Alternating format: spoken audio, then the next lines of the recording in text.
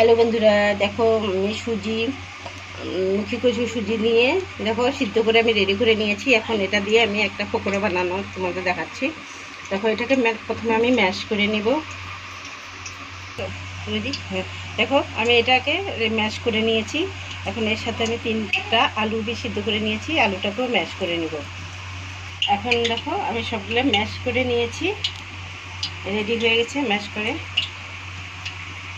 এখন এর মধ্যে আমি কি মশলা দিচ্ছি সেটা দেখাচ্ছি। দেখো একদম ছোট ছোট করে কেটে একটু পেঁয়াজ রেডি করে নিয়েছি, একটা লঙ্কা কেটে নিয়েছি,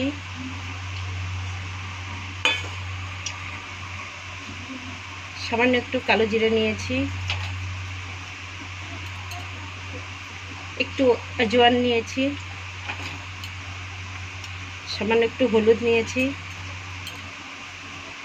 একটু বিট লবণ নিয়েছি, আর স্বাদের জন্য অল্প এমনি লবণও নিয়ে নিয়েছি। এটাকে দেখো আদার পেস্ট নিয়েছি, 4 চামচ রসুন পেস্ট নিয়েছি, আর একটু কাঁচা লঙ্কা পেস্ট নিয়েছি। এখন এটাকে সব ভালো করে মেখে নিব।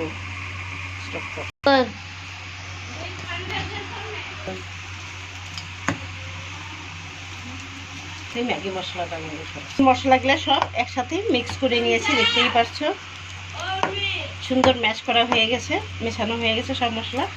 এখন আমি অল্প ম্যাগি মশলা দিয়ে দিব, 1/2 চা চামচের মতো ম্যাগি মশলাটা দিয়ে দিব।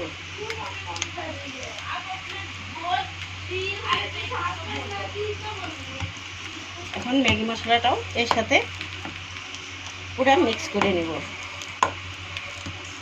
এখন আমি ছোট ছোট গোলা বানিয়ে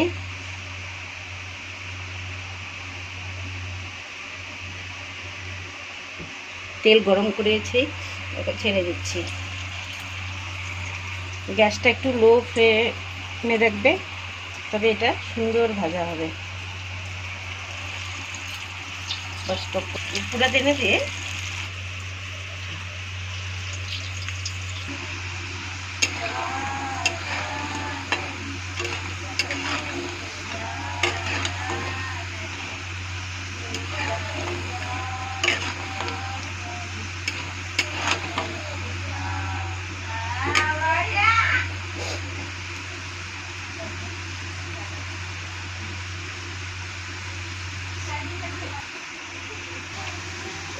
লাল লাল হয়ে গেছে ভাজা। দেখো এখন আমি নামিয়ে নেব, দেখো নামিয়ে নিয়েছি, দেখতে সেই সুন্দর হয়েছে। হ্যালো বন্ধু, দেখো আমি এটা ভাজা হয়ে গেছে, তার সাথে টমেটো সস দিয়ে সার্ভ করেছি। দেখো খাওয়ার জন্য রেডি হয়ে গেছে। এটা দেখো কতটা নরম, দেখছো, খেতেও দুর্দান্ত টেস্ট,